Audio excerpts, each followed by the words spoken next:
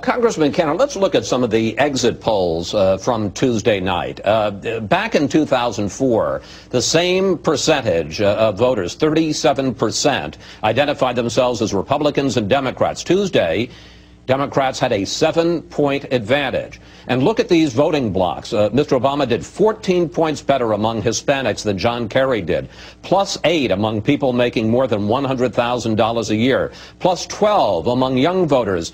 Congressman Cantor, when you look at those numbers, when you look at the fact that you are losing the West Coast, you're in the process of losing the Rocky Mountain West, and you now don't have a single House Republican member from New England, isn't the GOP in some trouble? Well, listen, there's no question the numbers are startling. And if you do look at the turnout numbers and the responses of those interviewed, we have to demonstrate, number one, that we understand what people are going through. Our vision going forward has to be one of reform. But look, there's no question, Barack Obama is an extraordinary communicator. The success of his campaign was largely based on a message that he was able to connect with a broad swath of the American people.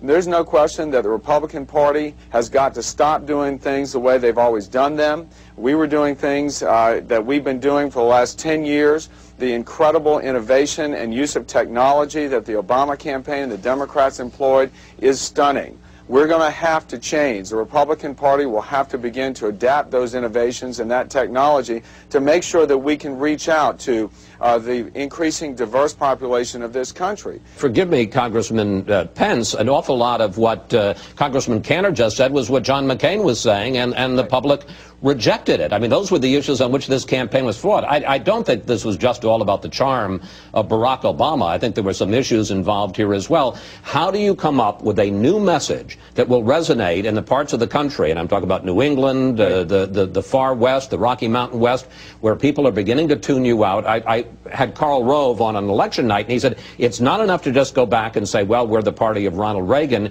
He says you've got to come up with new conservative solutions to the problems that people face today. Right, but you build those conservative solutions, Chris, on the same time-honored principles of limited government, a belief in free markets, a belief in the sanctity of life and the sanctity of marriage.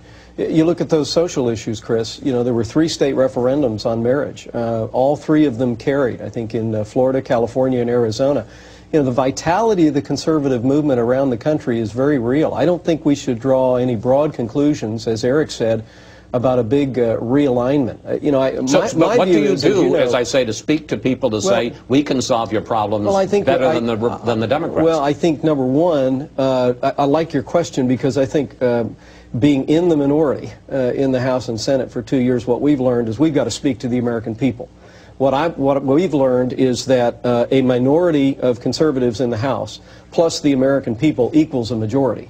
And last August, when House Republicans held the House floor for 5 weeks and demanded that Speaker Nancy Pelosi abandon her historic opposition to more domestic drilling, the American people mobilized, contacted their members of the House of Representatives, and the policy changed. That's exactly the kind of approach you're going to see. It's going to be a cheerful opposition. We're going to carry those timeless principles of limited government, a strong defense, traditional values to the American people, and we're going to invite the American people, when the opposition is appropriate, we're going to invite the American people to join us in stopping any slide to the left by the Obama administration or Pelosi Democrats. And finally, it is obviously important to all of us that homosexual marriage does not become the law of the land. Let me tell you that for every logical argument we can bring to show that it's a very bad idea, the other side, spreading the stain of secular socialism, will bring 3 better arguments that it's a very good idea, and then it's simply our argument against theirs. It turns out that you have to go into rehab if you use the word faggot. So